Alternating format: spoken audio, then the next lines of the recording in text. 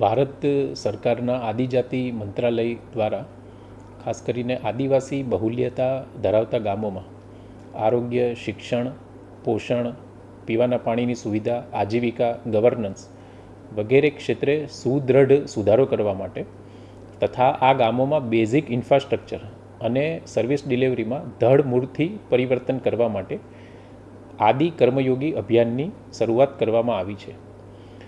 આદિ કર્મયોગી અભિયાનમાં કુલ 3 કેડર જેમ કે આદિ કર્મયોગી, આદિ સહયોગી અને આદિ સાથી દ્વારા જિલ્લા સ્તરે, તાલુકા સ્તરે અને ગ્રામ્ય સ્તરે તાલીમ આપી ક્ષમતા અને નેતૃત્વનો વિકાસ થાય તે માટેના પ્રયત્નો કરવામાં આવશે.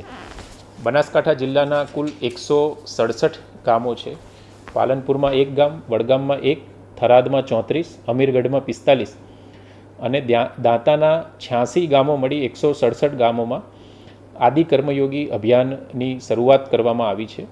આદિ કર્મયોગી અભિયાન અંતર્ગત સમાવેશ કરવામાં આવેલા તમામ જે ગામો છે તેમાં આદિ સેવા કેન્દ્રો પણ બનાવવામાં આવશે તથા એક વિઝન પ્લાન આ તમામ ગામો માટે બનાવી આગામી 2 ઓક્ટોબર 2025ના રોજ ગ્રામસભામાં મંજૂર પણ કરવામાં આવશે.